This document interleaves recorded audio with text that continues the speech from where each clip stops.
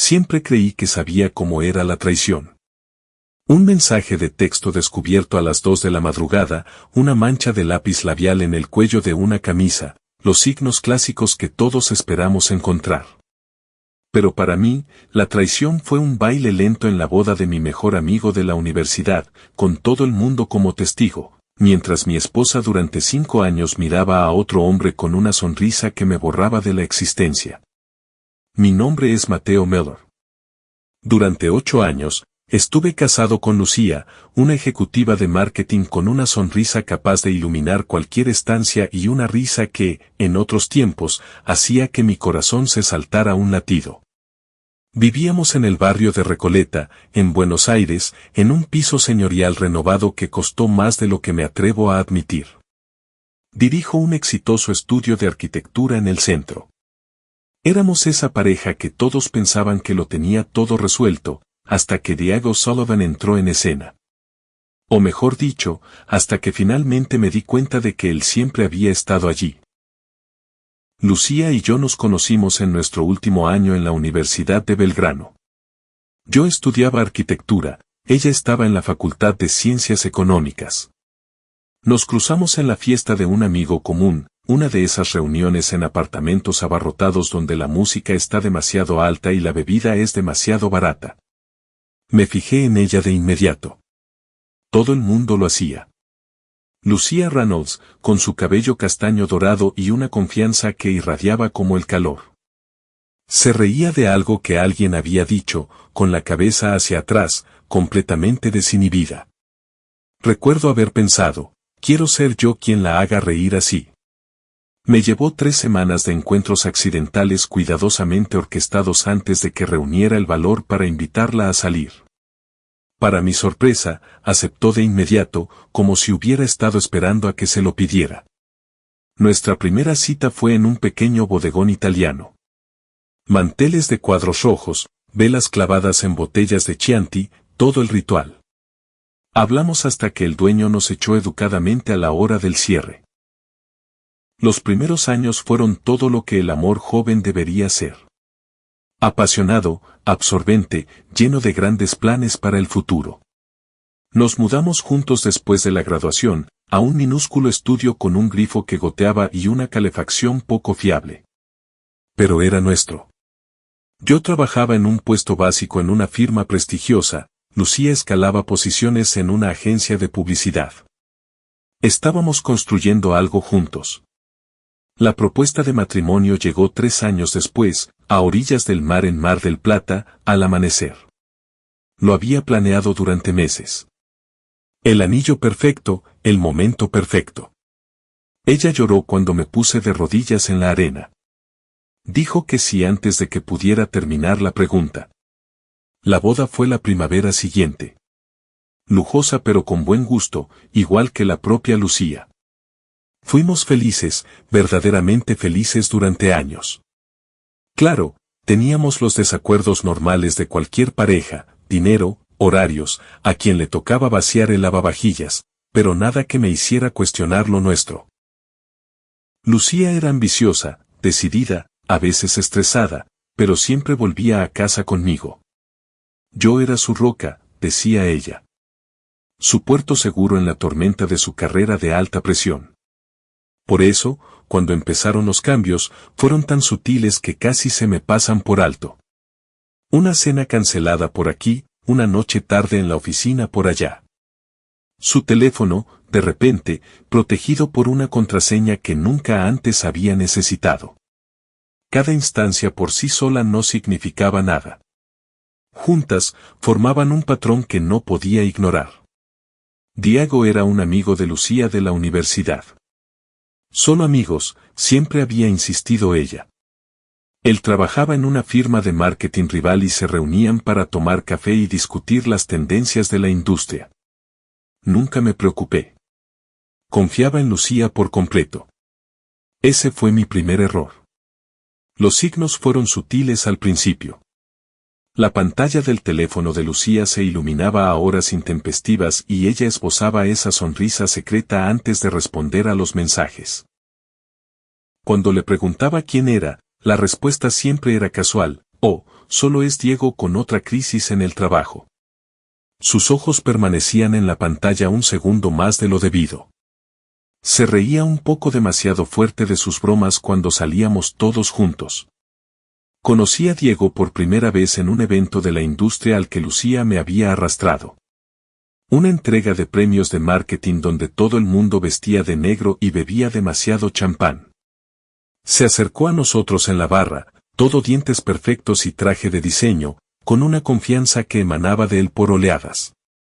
Lucía Reynolds, dijo él, como si saboreara su nombre. Todavía robando a los mejores clientes de la ciudad. El rostro de Lucía se iluminó de una manera que no había visto en semanas. Diego Sullivan, todavía fingiendo que sabes lo que haces. Su banquete de bromas internas y rivalidades profesionales continuó, un lenguaje que yo no podía entender. Me quedé allí, con la mano de Lucía en la mía, pero sintiéndome cada vez más invisible. Diego me reconoció finalmente con un apretón de manos firme. Ah, Lucía me ha contado mucho sobre ti. Aquello sonó vacío. Me cayó mal de inmediato, aunque no podía articular por qué. Era encantador, exitoso, aparentemente inofensivo, solo un viejo amigo de la facultad que resultaba trabajar en el mismo campo que mi esposa. Después de aquella noche, Diego se convirtió en una presencia más frecuente en nuestras vidas. Los almuerzos de trabajo con Lucía se transformaron en copas después de la oficina. Las consultas profesionales pasaron a ser reuniones de café los fines de semana. Me decía a mí mismo que no era nada, solo relaciones públicas, solo cosas de carrera. Lucía siempre había sido ambiciosa. Fue en la cena en casa de Javier y Victoria el pasado octubre cuando sentí por primera vez esa punzada de que algo iba mal. Lucía y Diego estaban junto a la isla de la cocina, con los hombros rozándose, hablando en voz baja. No era nada inapropiado, nada que pudiera señalar, pero había una intimidad allí que hizo que mi estómago se apretara. Parecen estar muy unidos, le comenté a Victoria mientras ella rellenaba mi vaso de whisky. Victoria miró hacia allá y vaciló antes de responder. Siempre lo han estado, dijo con cuidado. Demasiado cuidado. ¿Qué significa eso? Pregunté, con la voz más afilada de lo que pretendía. Victoria pareció incómoda. Nada, Mateo. Solo que son amigos desde hace años, eso es todo. Pero conocía a Victoria lo suficiente como para leer entre líneas. Había algo que no estaba diciendo, algo que tal vez todo el mundo sabía menos yo. Esa noche observé a Lucía más de cerca. La forma en que se inclinaba hacia Diego cuando él hablaba, los toques casuales en su brazo, las bromas privadas. Cada observación era como un corte de papel, individualmente menor, colectivamente condenatorio. En el viaje de vuelta a casa, Lucía estuvo inusualmente callada, mirando por la ventana del pasajero las luces de la ciudad. Parece que tú y Diego teníais mucho de qué hablar esta noche, dije, tratando de sonar casual. Lucía no me miró. Solo nos estábamos poniendo al día sobre el trabajo, entre otras cosas. ¿Qué otras cosas? Ella suspiró. La vida, Mateo. Hablamos de la vida. ¿Es eso un crimen? Por supuesto que no, dije, apretando el volante. Solo tengo curiosidad. Pues no la tengas. No hay nada de lo que tener curiosidad. Pero lo había. Y esa noche marcó el comienzo de mis observaciones minuciosas. No la confronté directamente. Todavía no. En su lugar, empecé a prestar atención a los patrones. Las cenas de trabajo de Lucía que se alargaban hasta tarde, la forma en que salía al balcón para atender ciertas llamadas, como, de repente, protegía su teléfono, colocándolo lejos de mi vista cuando escribía. Empecé a registrar estos incidentes en la aplicación de notas de mi móvil.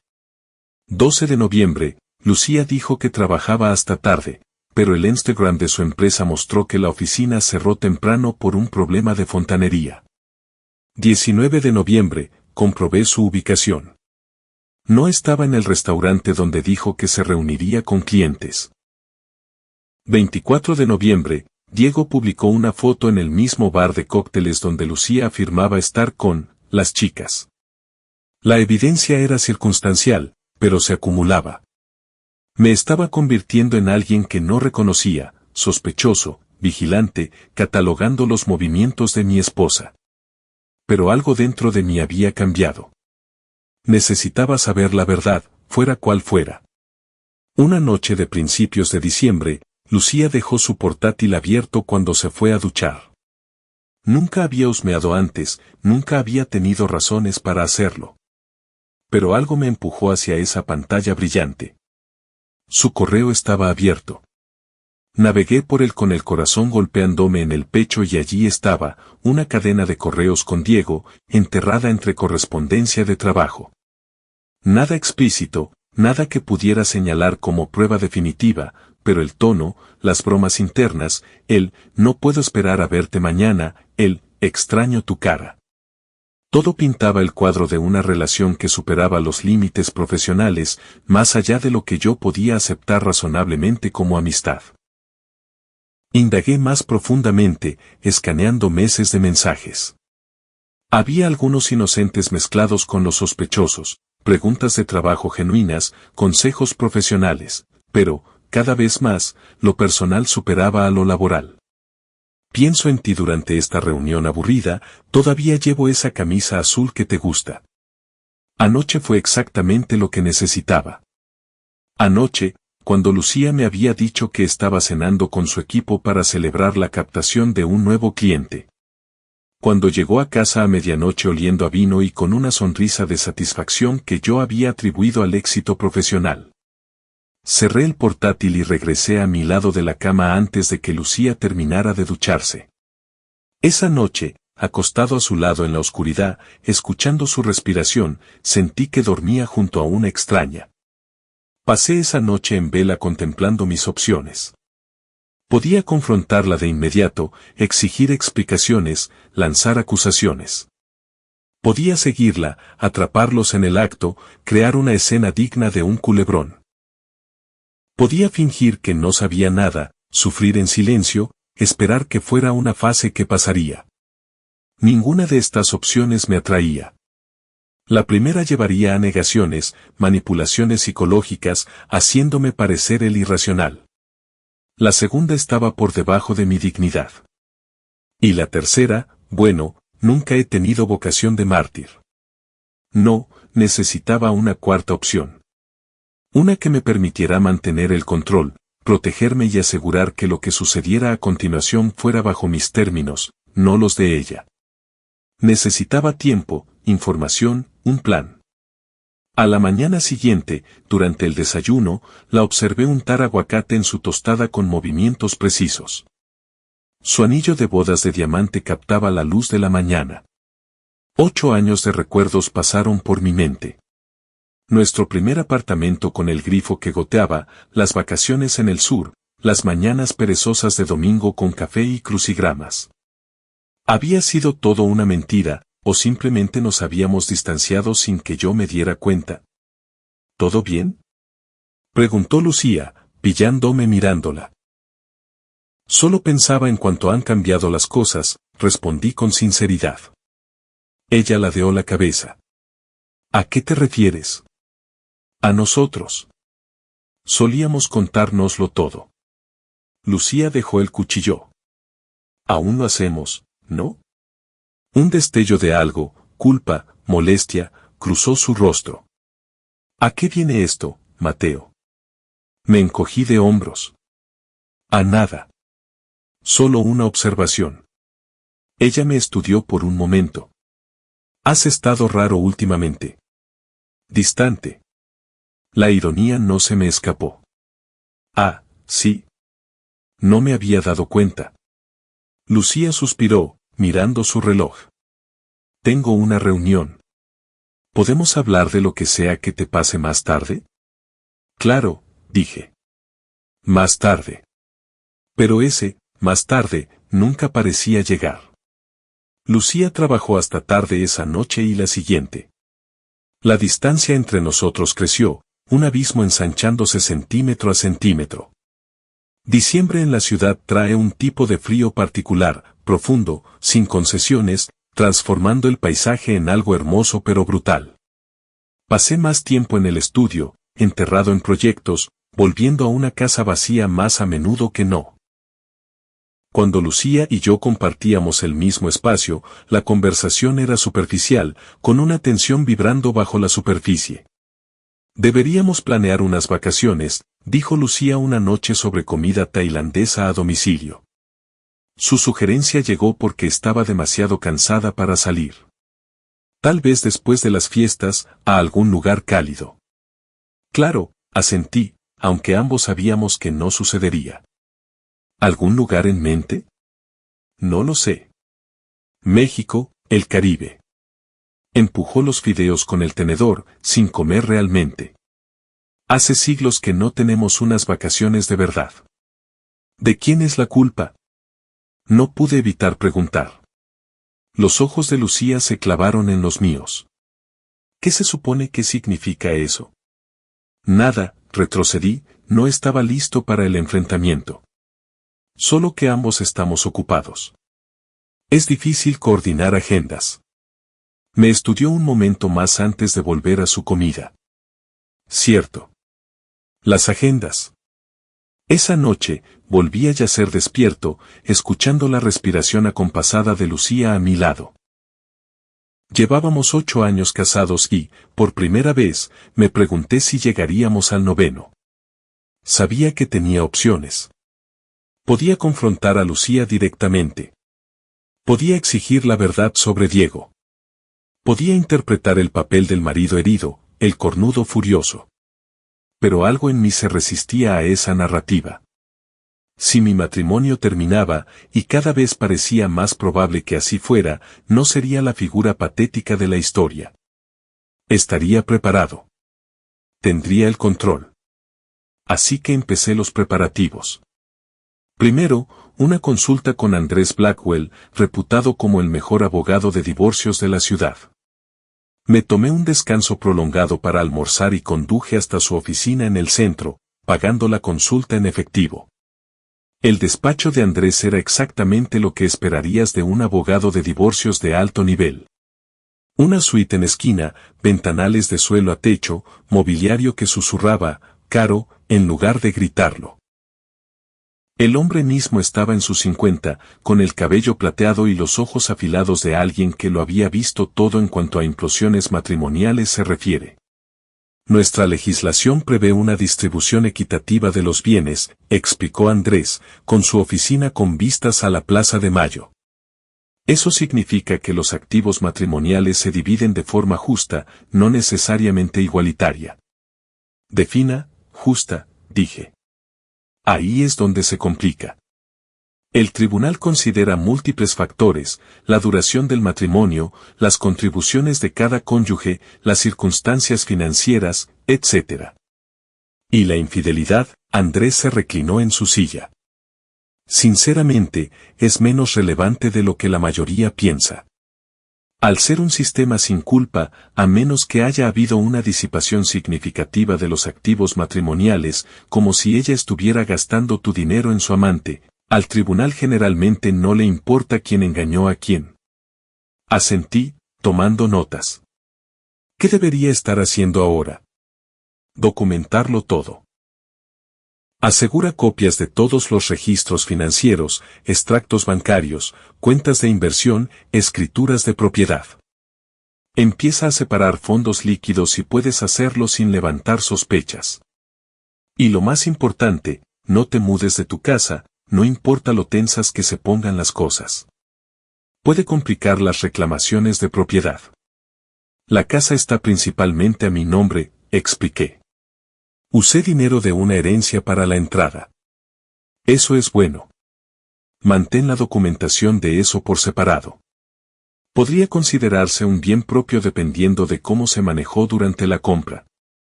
Andrés me estudió por un momento. Te ves muy compuesto para alguien en tu situación. ¿Cuál es la alternativa?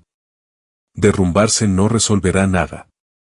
Él asintió con aprobación. Te sorprendería cuántos clientes vienen aquí incapaces de pensar con claridad. Las emociones nublan el juicio. Estás tomando el enfoque correcto. Siempre he sido práctico, respondí. Aunque ambos sabíamos que esto iba más allá de la practicidad. Esto era autopreservación.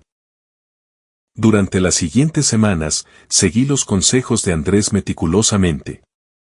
Abrí una cuenta bancaria separada en un banco diferente. Descargué y aseguré copias de todos nuestros registros financieros. Actualicé mi testamento, eliminando a Lucía como beneficiaria. Comencé a transferir pequeñas cantidades de dinero, nada sospechoso, nada que activara alertas, a mi cuenta privada. Investigué la escritura de nuestra casa, confirmando lo que ya sabía, la propiedad era primordialmente mía debido a la herencia utilizada para el pago inicial. Catalogué nuestros activos principales, desde las obras de arte en nuestras paredes hasta la extensa colección de joyas de Lucía. Hice copias de las declaraciones de impuestos, estados de inversión, cuentas de jubilación. El conocimiento era poder y yo pretendía ser muy poderoso. Todo esto mientras mantenía la fachada de normalidad en casa. Preparaba la cena. Preguntaba por el día de Lucía. Veía la televisión junto a ella en el sofá, a una distancia respetable. Era el marido modelo.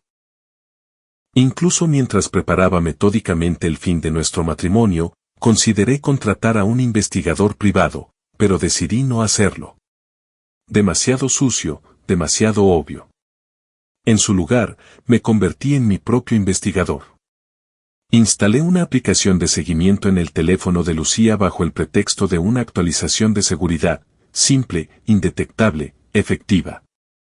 Anoté sus patrones, la frecuencia creciente de reuniones de trabajo que coincidían con la ausencia de Diego de su oficina, según el Instagram de su empresa, que ahora monitoreaba religiosamente. Las semanas previas a la Navidad fueron una clase magistral de fingimiento. Asistimos juntos a fiestas navideñas, Lucía de mi brazo, riendo y encantadora como siempre.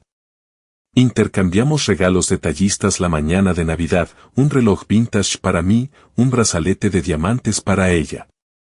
Visitamos a sus padres en las afueras durante 2 días tensos donde la vi consultar su teléfono constantemente, saliendo al jardín para llamadas de trabajo, que dejaban sus mejillas encendidas a pesar del frío. Diciembre dio paso a enero. La ciudad estaba gris y fría. Lucía y yo nos movíamos el uno alrededor del otro como fantasmas que ocupan el mismo espacio pero rara vez se conectan. Enero trajo una nueva fase a mi plan. Mientras Lucía estaba en un viaje de negocios a Santiago de Chile, uno que sospechaba fuertemente que incluía a Diego dada su repentina ausencia, me reuní con un asesor financiero para discutir la protección de mis activos. Consulté a un terapeuta, no por apoyo emocional, aunque quizás lo necesitaba, sino para establecer un registro de mi estado mental y la tensión que el comportamiento de Lucía me estaba provocando. Hablé en privado con varios de nuestros amigos más cercanos, con cuidado de no acusar directamente, sino de expresar preocupación por las ausencias aumentadas y el cambio de comportamiento de Lucía. Estaba construyendo una narrativa, no una falsa, sino una versión cuidadosamente curada de la verdad que me serviría cuando llegara el momento. Entonces llegó la invitación a la boda de Rodrigo y Sara. Rodrigo era colega de Lucía, lo que significaba que Diego seguramente estaría allí.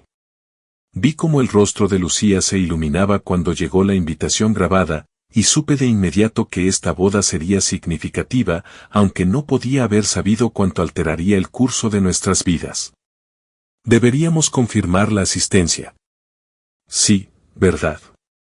Dijo Lucía, alcanzando ya su teléfono para escribirle a Sara. Por supuesto, respondí. No me lo perdería por nada. La boda estaba fijada para el 14 de febrero, San Valentín. Qué apropiado que el día que celebra el amor se convirtiera en el escenario para el acto final de nuestro matrimonio.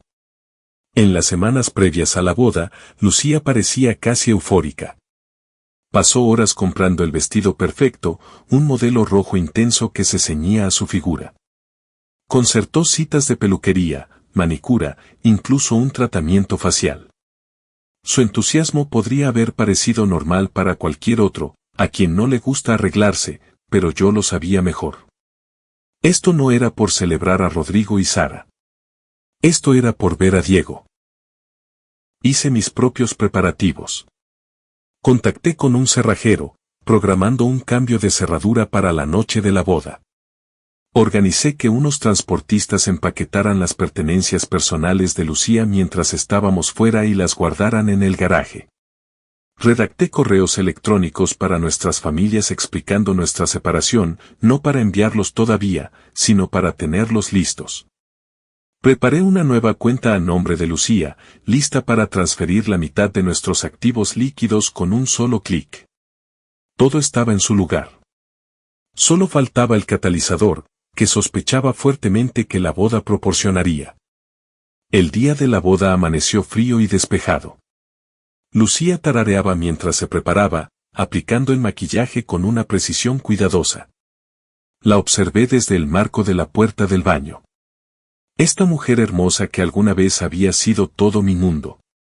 «Te ves bien», dijo ella, atrapando mi reflejo en el espejo. Yo ya estaba vestido con mi traje, gris marengo, perfectamente entallado. «Tú también», respondí, y era verdad. Lucía siempre había sido deslumbrante. Ese nunca había sido nuestro problema. Tomamos un coche hasta el hotel donde se celebraban la ceremonia y la recepción. Lucía estuvo inusualmente habladora durante el trayecto, señalando lugares de la ciudad como si yo no hubiera vivido allí más de una década. Energía nerviosa. La reconocí, entendí su origen.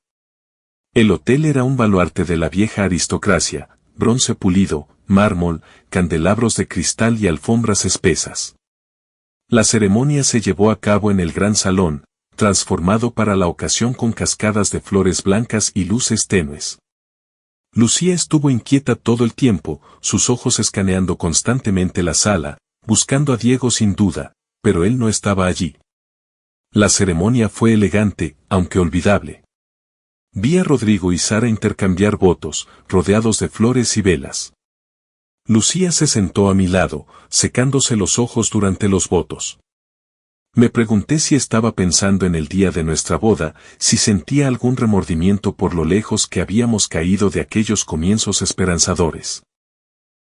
Fue en la recepción donde todo se desmoronó. Diego llegó tarde, habiéndose perdido la ceremonia debido a una emergencia de trabajo. Se deslizó en el asiento frente a nosotros en nuestra mesa asignada, luciendo impecable en un traje azul que combinaba con sus ojos. «Siento llegar tarde», dijo, con su sonrisa dirigida enteramente a Lucía. «Crisis con un cliente». «No te has perdido mucho», respondió Lucía con una familiaridad que hizo que mi mandíbula se apretara. «Solo a dos personas prometiendo amarse para siempre». Diego se rió. «Qué aburrido». Tomé un largo sorbo de mi whisky, observándolo sobre el borde de mi vaso. Ya apenas intentaban ocultarlo. Las miradas compartidas, las bromas privadas, la forma en que sus manos se rozaron cuando Diego le pasó a Lucía una copa de champán. Se sirvió la cena. Salmón para Lucía, solomillo para Diego y para mí. Apenas probé mi comida, bajando cada bocado con más whisky. A nuestro alrededor, otros invitados charlaban y reían. La feliz pareja hacía sus rondas, deteniéndose en cada mesa para agradecer a sus invitados. Cuando llegaron a la nuestra, Sara abrazó a Lucía con fuerza. «Estoy tan feliz de que estéis aquí», dijo. «Los dos», añadió, mirándome casi como una ocurrencia tardía. «No nos lo habríamos perdido», respondió Lucía cálidamente. Después de la cena llegó el baile. La orquesta comenzó a tocar una balada clásica y Rodrigo llevó a Sara a la pista para su primer baile. Lucía los miró con una expresión melancólica que no pude interpretar del todo. Arrepentimiento, anhelo, envidia. Cuando la pista se abrió a todos los invitados, Diego se volvió inmediatamente hacia Lucía. ¿Bailamos?, preguntó, extendiendo su mano. Lucía me miró, el más breve reconocimiento de mi existencia antes de tomar la mano de Diego. Bailamos. Se dirigieron a la pista, uniéndose a la creciente multitud de parejas que se balanceaban. Me quedé en la mesa, apurando mi bebida, observando cómo Diego colocaba su mano en la base de la espalda de Lucía, atrayéndola más cerca de lo estrictamente necesario. Una canción se fundió con otra. Lucía y Diego permanecieron en la pista, sus cuerpos moviéndose en perfecta sincronía. Ella se reía de algo que él decía, echando la cabeza hacia atrás de esa manera que solía acelerar mi pulso. Ahora solo hacía que mi estómago diera vueltas. No era el único que se daba cuenta. En una mesa cercana, Victoria y su marido Javier observaban el espectáculo con expresiones incómodas. Victoria captó mi mirada y me ofreció una sonrisa comprensiva. Alcé mi vaso en un brindis burlón, manteniendo mi rostro cuidadosamente neutral. No le daría a nadie la satisfacción de verme herido. Me excusé para ir a la barra, necesitando espacio, necesitando aire que no estuviera perfumado con la fragancia familiar de Lucía. El camarero me sirvió otro whisky sin que se lo pidiera. Noche difícil, aventuró con la empatía practicada de alguien que ha presenciado incontables tensiones maritales desde su puesto. Podría decirse que sí, respondí, dejando un billete de propina. Llevo 20 años en esto, dijo, limpiando la barra. Lo he visto todo. Las bodas sacan lo mejor de algunas personas y lo peor de otras. Asentí, agradecido por la conversación trivial, por la distracción momentánea. De vuelta en la mesa, Lucía y Diego finalmente habían regresado, ambos ligeramente sofocados por el baile. Deberías unirte a nosotros, Mateo, dijo Lucía, con la voz artificialmente alegre. La orquesta es genial. Estoy bien aquí, respondí. Alguien tiene que vigilar la mesa. Diego se rió como si hubiera dicho algo hilarante. Siempre el responsable, ¿verdad, Mateo? Había algo en su tono, una condescendencia envuelta en falsa camaradería que hizo que mi mano se apretara alrededor del vaso. Al menos uno de nosotros debe serlo, respondí con frialdad. Lucía me lanzó una mirada de advertencia. Mateo, ¿qué? Ha sido un cumplido. Diego sonrió con suficiencia, disfrutando claramente de la tensión. No me ofendo. Por eso funcionáis tan bien juntos, ¿no? Lucía aporta la diversión, Mateo mantiene la estabilidad. ¿Así es como lo llamamos ahora? No pude evitar preguntar. ¿Diversión? La sonrisa de Lucía vaciló. Necesito otra copa, anunció, levantándose bruscamente. Justo detrás de ti, dijo Diego, siguiéndola a la barra. Los vi alejarse, con sus cabezas inclinadas el uno hacia el otro en una conversación íntima. Algo dentro de mí se endureció, una resolución cristalizando. Este simulacro ya había durado demasiado. Revisé discretamente mi teléfono. Un mensaje del cerrajero, trabajo completado. Otro de la empresa de transportes, artículos empaquetados y guardados en el garaje según lo solicitado. Envié la transferencia de fondos preparada a la nueva cuenta de Lucía. Exactamente la mitad de nuestros ahorros conjuntos, ni un centavo más ni menos. Redacté un correo rápido a mi abogado dándole instrucciones para enviar la notificación formal de separación al correo de Lucía a las 11 en punto de la noche. Todo estaba en su lugar. Ahora solo tenía que esperar. Cuando Lucía y Diego regresaron, ella estaba notablemente más relajada, el efecto de unos cuantos cócteles suavizando sus movimientos. Colocó un whisky fresco frente a mí, una ofrenda de paz que no deseaba. Los Wilson preguntaban por ti, dijo ella, refiriéndose a unos amigos comunes. Les hablé de tu nuevo proyecto en el centro. Qué bien, dije secamente. Lucía frunció el ceño. ¿Puedes al menos fingir que te lo estás pasando bien por el bien de Sara y Rodrigo? Me lo estoy pasando de maravilla, respondí. Ver a mi esposa bailar con otro hombre toda la noche es exactamente como quería pasar el día de San Valentín. Diego tuvo la audacia de parecer incómodo, como si fuera un espectador inocente en este drama. Quizás debería ir a ver la mesa de postres, dijo, empezando a levantarse. No, quédate, dije, con la voz baja. No dejes que yo interrumpa lo que sea que está pasando aquí. El rostro de Lucía se encendió de ira. Mateo, te estás avergonzando a ti mismo. Ah, sí. Porque desde donde yo estoy sentado, no soy yo quien debería estar avergonzado. Ella se inclinó, siseando entre dientes, este no es el momento ni el lugar. ¿Y cuándo es el momento, Lucía? ¿Cuándo no estás trabajando hasta tarde? ¿Cuándo no estás reunida con las chicas? ¿Cuándo estás realmente en casa por una vez? Diego se aclaró la garganta. Creo que os dejaré algo de privacidad. ¿Privacidad? Repetí con una risa sin humor. Qué gracioso viniendo de ti. Lucía me agarró del brazo. Basta. Me zafé de ella, poniéndome de pie. Tienes razón. Ya es suficiente. Apuré mi whisky de un trago abrasador. Disfrutad de vuestra velada, los dos. Me alejé, sintiendo sus ojos en mi espalda. En lugar de abandonar la recepción, busqué un rincón tranquilo cerca de la barra desde donde pudiera vigilar la sala. Lucía permaneció en la mesa, con la cabeza inclinada cerca de la de Diego. Hablaron intensamente durante unos minutos antes de que Diego, al parecer, dijera algo que la hizo reír. Así, sin más, la tensión se disolvió y volvieron a la pista de baile. Pedí otro whisky y me dispuse a observar. No era así como había planeado que se desarrollara la noche, pero tal vez era mejor así. Que pensaran que estaba enfurruñado. Que pensaran que habían ganado este asalto. Haría que lo que vendría después fuera mucho más satisfactorio. A medida que avanzaba la noche, Lucía y Diego se volvieron más audaces. Su baile se hizo más íntimo. Las manos de él demorándose en su cintura, los dedos de ella jugueteando con el pelo de su nuca. Estaban dando un espectáculo y todo el mundo estaba mirando, incluyendo a varios colegas de Lucía que sabían perfectamente que yo era su marido. Alrededor de la medianoche, después de que se cortara el pastel y se lanzara el ramo, se me acercó Javier, el marido de Victoria y uno de mis amigos más antiguos.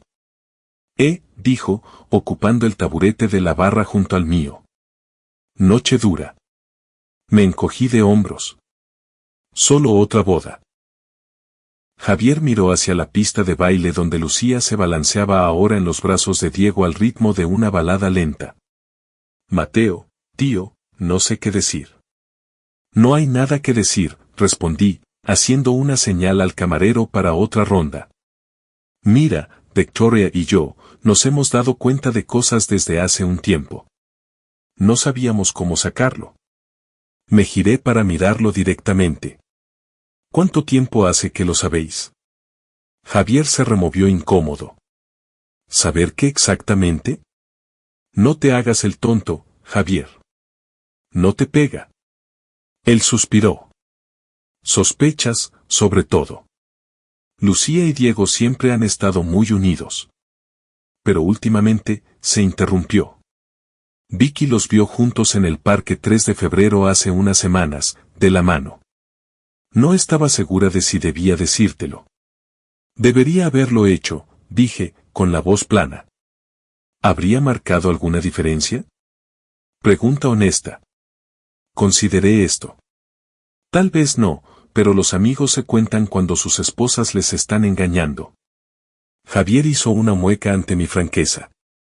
No estábamos seguros. Y tú y Lucía habéis estado juntos tanto tiempo. Pensamos que tal vez era solo una mala racha. El camarero entregó nuestras bebidas. Alcé la mía en otro brindis burlón. Por las malas rachas. Javier chocó su vaso contra el mío con vacilación. ¿Qué vas a hacer?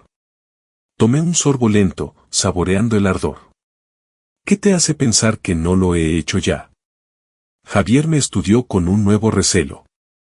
Mateo, no te preocupes por eso, dije, dándole una palmadita en el hombro. Solo observa. Como si hubiera sido ensayado, estalló un revuelo en la pista de baile.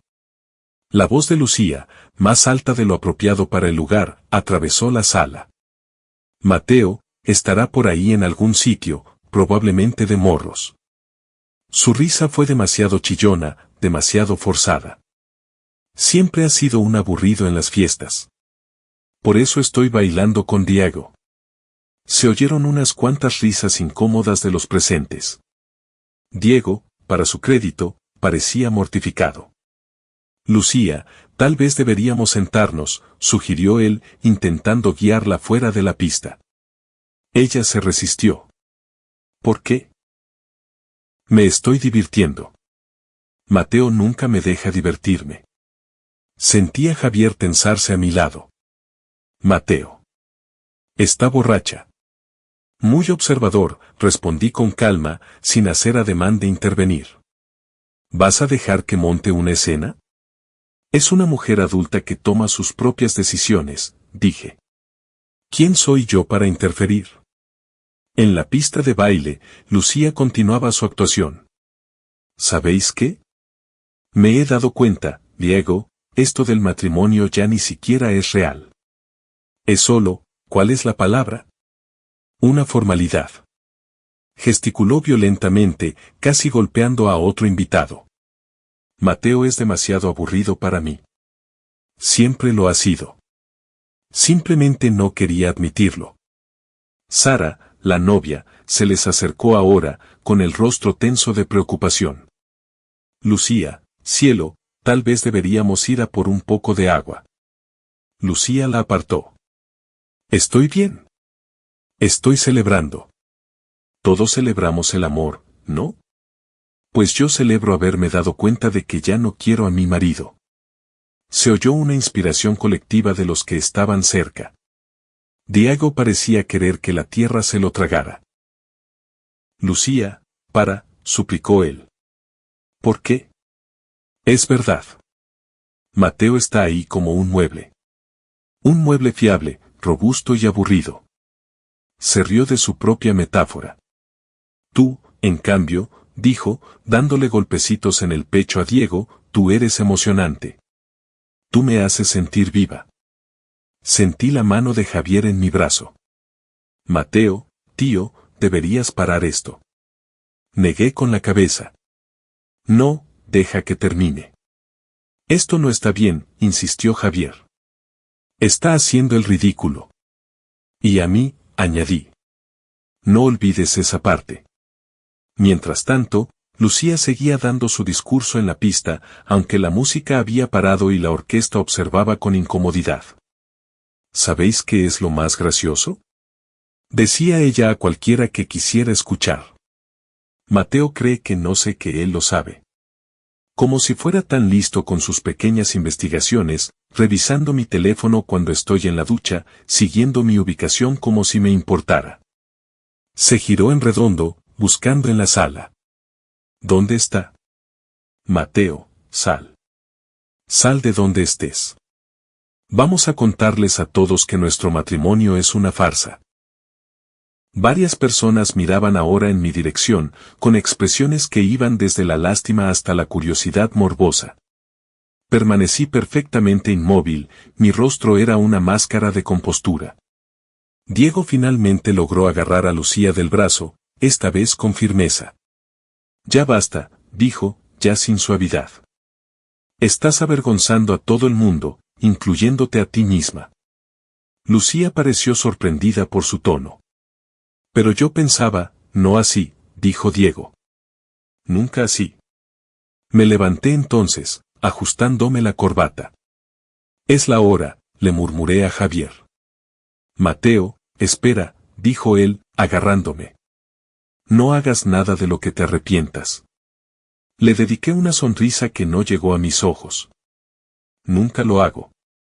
Crucé la sala con pasos medidos, consciente de cada ojo que seguía mi movimiento. Lucía me vio venir y su expresión pasó de la sorpresa al desafío. Ahí está, anunció. El marido aburrido.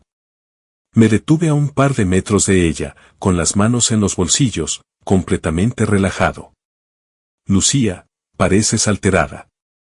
Ella se rió, un sonido agudo y quebradizo. ¿Alterada? No, estoy liberada. Por fin diciendo la verdad. ¿La verdad? Repetí. Un concepto interesante. Diego intentó intervenir. Mateo, tío, no es ella misma en este momento. Me volví hacia él, mi mirada era ártica. No me hables. Ni ahora, ni nunca más. Retrocedió, algo en mi actitud finalmente penetró su falsa preocupación. Volví mi atención a Lucía.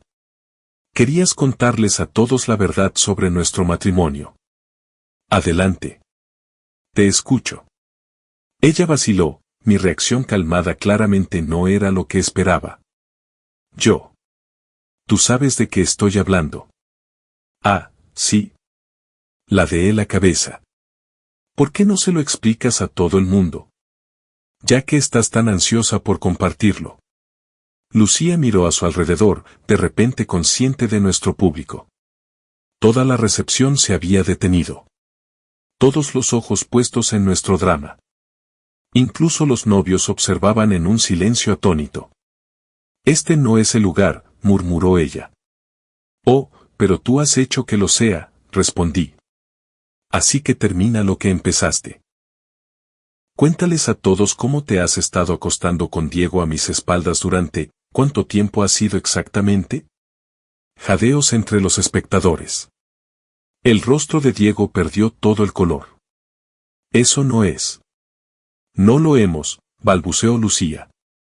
No, me habré equivocado entonces. Sonreí con frialdad y precisión. Tal vez solo has estado siendo infiel emocionalmente, planeando dejarme, riéndote de mí a mis espaldas. ¿Es eso más exacto? Las lágrimas llenaron los ojos de Lucía, no sé si por humillación o por culpa. No me importaba. Mateo, por favor, vámonos a casa y hablemos de esto. Casa, repetí. Interesante que menciones eso. Miré mi reloj, un gesto deliberadamente teatral.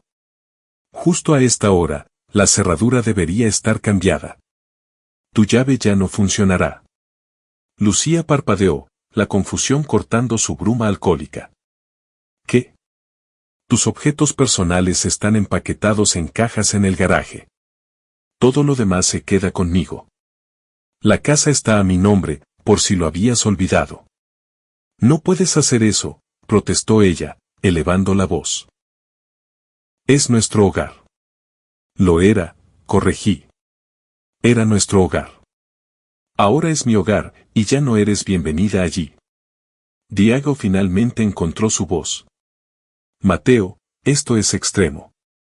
No puedes simplemente, ya he transferido la mitad de nuestra cuenta conjunta a una cuenta separada a nombre de Lucía, continué, como si Diego no hubiera hablado. Exactamente la mitad, ni un centavo más. El resto es mío. Las tarjetas de crédito han sido canceladas. Tu coche sigue a tu nombre, así que puedes quedártelo. Lucía negaba con la cabeza, las lágrimas corrían ahora por sus mejillas. Estás mintiendo. Estás intentando asustarme. Saqué mi teléfono, abrí mi aplicación bancaria y se la puse delante para que la viera. El historial de transacciones mostraba claramente la transferencia. Exactamente la mitad de nuestros ahorros movidos a una nueva cuenta. Revisa tu correo, sugerí. Encontrarás la información de la cuenta junto con una carta de mi abogado detallando los siguientes pasos para el divorcio. ¿Divorcio? Susurró Lucía, las palabras parecieron eco en el salón silencioso. ¿Pensabas que había otra opción después de esto? Gesticulé hacia los horrorizados invitados de la boda. Has tomado tu decisión, Lucía. Ahora te toca vivir con ella. Me volví hacia los atónitos novios. Rodrigo, Sara, os pido disculpas por la interrupción. Felicidades por vuestra boda. Os deseo más éxito del que yo tuve. Busqué en mi chaqueta, saqué un sobre y se lo entregué a Rodrigo. Vuestro regalo, espero que sea suficiente para compensar el espectáculo que hemos dado. Luego me alejé, erguido y firme, sin mirar atrás, incluso cuando oí a Lucía pronunciar mi nombre. Recogí mi abrigo del guardarropa y salí a la fría noche de la ciudad, respirando profundamente por lo que pareció ser la primera vez en meses. Mi teléfono vibró en mi bolsillo. Lucía, por supuesto. Rechacé la llamada, luego otra vibración, y otra. Apagué el teléfono por completo y paré un taxi. ¿A dónde vamos?, preguntó el conductor. A casa, dije simplemente. La casa estaba en silencio cuando llegué, exactamente como la había dejado esa mañana, excepto que ahora era verdaderamente mía y de nadie más. Me serví un whisky y me senté en la oscuridad de mi salón, esperando la tormenta que sabía que vendría. Llegó antes de lo esperado. No habían pasado 30 minutos cuando oí una llave rascando inútilmente en la cerradura de la puerta principal, seguida de golpes y la voz de Lucía, aguda por el pánico. Mateo, abre la puerta. Esto no tiene gracia. Tomé otro sorbo de whisky, sin hacer ademán de responder. Sé que estás ahí dentro. Abre la maldita puerta. Más golpes. La luz de un vecino se encendió al otro lado de la calle. Si no abres esta puerta, llamaré a la policía. Ante eso, finalmente me levanté y me acerqué a la puerta, aunque no la abrí. Adelante, grité a través de la madera. Explícales cómo estás intentando entrar en una casa que no es legalmente tuya después de declarar públicamente que nuestro matrimonio ha terminado. Silencio desde el otro lado, luego una voz más suave. Mateo, por favor, hablemos de esto. Ya hemos pasado la etapa de hablar, Lucía. Revisa tu correo. Mi abogado se pondrá en contacto contigo. No puedes hacer esto. No puedes simplemente echarme a la calle. Ya lo he hecho, respondí con calma. Tus cosas están en el garaje, como te dije. El código sigue siendo el mismo. Mañana lo haré cambiar. ¿A dónde se supone que voy a ir? Su voz se quebró. Podía imaginarla, el rímel corrido, el vestido rojo perfecto arrugado, el pelo cayendo de su cuidadoso peinado. Eso ya no es problema mío. Y, añadí, quizás Diego tenga sitio en su casa. Un sollozo ahogado. Diego ni siquiera responde a mis llamadas. Imagínate, dije, incapaz de ocultar la satisfacción en mi voz. No es tan divertido y emocionante cuando hay consecuencias reales, ¿verdad? Lo planeaste, acusó Lucía. Me tendiste una trampa. No, Lucía. Te lo hiciste tú misma. Yo solo decidí que no sería tu víctima nunca más. Esto es cruel, Mateo. Tú no eres así. Tienes razón en una cosa, concedí. Este no es el hombre con el que te casaste. Él se ha ido. Lo mataste trozo a trozo. Cada vez que mentiste. Cada vez que elegiste a Diego por encima de mí. Cada vez que pensaste que yo era demasiado estúpido para darme cuenta. Más sollozos ahora. Nunca pensé que fueras estúpido. No, solo aburrido. Un mueble fiable, robusto y aburrido. ¿No es así como lo dijiste? Estaba borracha. No lo decía en serio. Sí lo decías. El alcohol no crea sentimientos, Lucía. Simplemente elimina el filtro que te impide expresarlos. Un golpe contra la puerta, su frente o su puño, no lo sabía. ¿Qué pasa con nuestra vida juntos? 8 años, Mateo. ¿Eso no significa nada? Significaba todo para mí, respondí, mi voz finalmente traicionó un rastro de emoción. Por eso estoy haciendo esto. Porque cogiste todo lo que era sagrado entre nosotros y lo trataste como si no valiera nada. Cometí un error, suplicó. La gente comete errores. Un error es olvidar un aniversario. Un error es decir algo hiriente en un momento de rabia. Lo que tú hiciste, lo que has estado haciendo, eso es una elección, Lucía. Una serie de elecciones tomadas día tras día para traicionarme. Silencio otra vez, roto solo por el sonido de su llanto. Tus cosas están en el garaje, repetí. Cógelas y vete. ¿Y luego qué? Y luego no volveremos a vernos nunca más. Me alejé de la puerta, volví a mi whisky, escuchando cómo los sollozos de Lucía finalmente se desvanecían. Unos minutos después, oí abrirse la puerta del garaje, el sonido de cajas siendo movidas, un coche arrancando y luego el silencio una vez más. Las consecuencias fueron rápidas y devastadoras. El mundo de Lucía se derrumbó como un castillo de naipes ante un fuerte viento. Se mudó a un hotel inicialmente, un lugar caro en el centro que no podía permitirse, pero que reservó de todos modos, tal vez pensando que todo esto pasaría rápido. No fue así. Cuando Lucía fue a su oficina el lunes, se encontró con una reunión de emergencia con recursos humanos. Alguien de la boda, probablemente uno de los parientes de Rodrigo que trabajaba en el departamento legal de la empresa de Lucía, había informado de su comportamiento como preocupante. Fue puesta en libertad condicional inmediata, sus cuentas principales fueron reasignadas temporalmente. Sus tarjetas de crédito fueron rechazadas cuando intentó ampliar su estancia en el hotel. La nueva cuenta que yo había configurado para ella tenía dinero, pero no el suficiente para el estilo de vida al que estaba acostumbrada.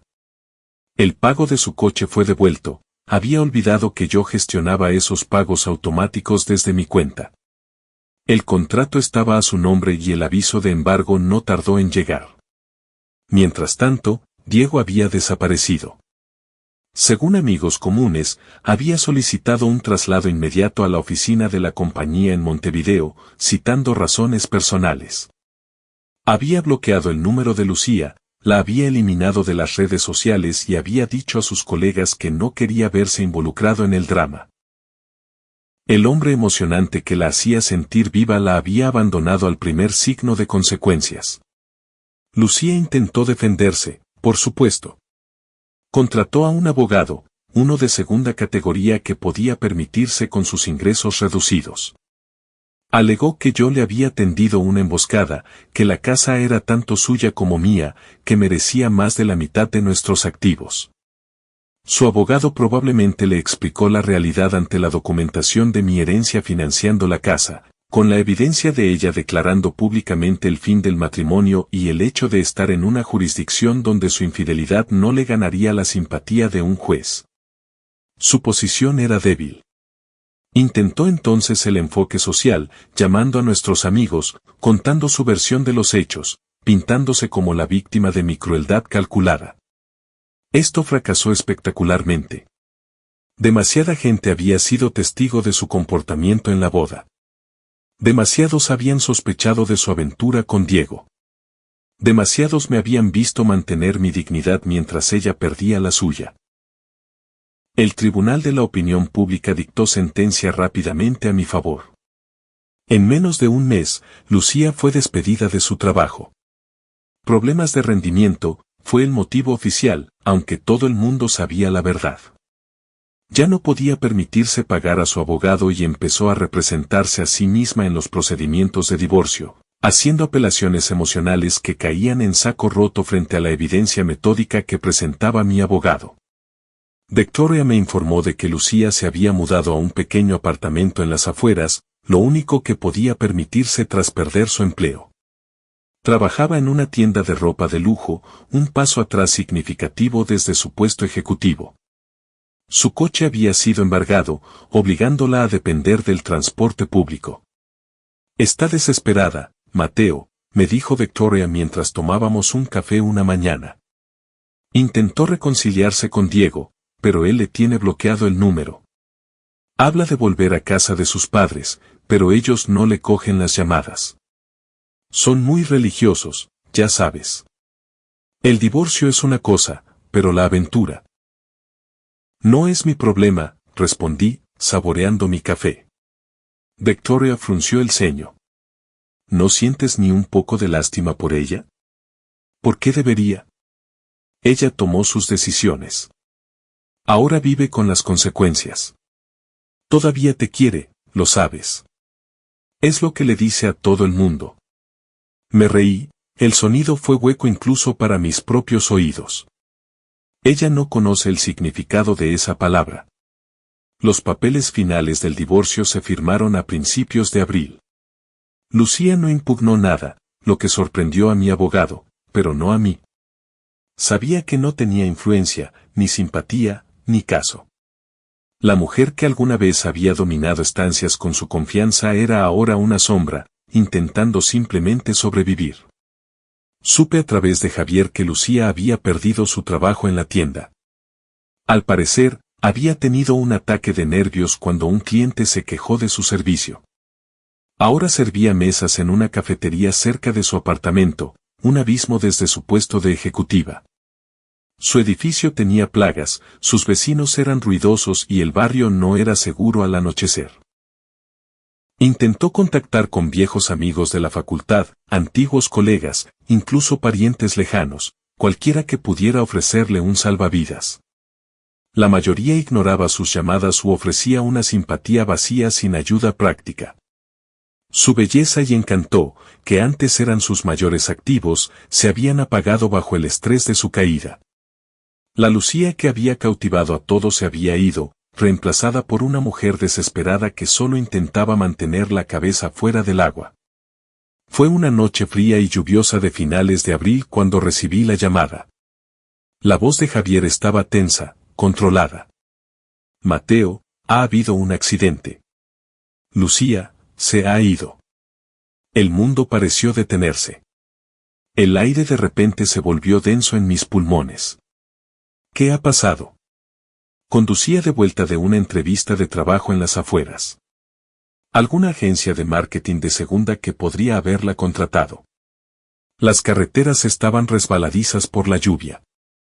Los testigos dicen que iba demasiado rápido para las condiciones. Probablemente intentando llegar a tiempo a su turno en la cafetería. Perdió el control en la autopista, derrapó hacia el tráfico en sentido contrario y chocó frontalmente contra un camión. Javier hizo una pausa. Murió en el acto. El conductor del camión está bien, solo conmocionado. Me senté pesadamente en la silla más cercana, mi mente luchaba por procesar la información. Lucía, muerta. La finalidad de aquello era absoluta, irrevocable. Mateo, ¿estás ahí?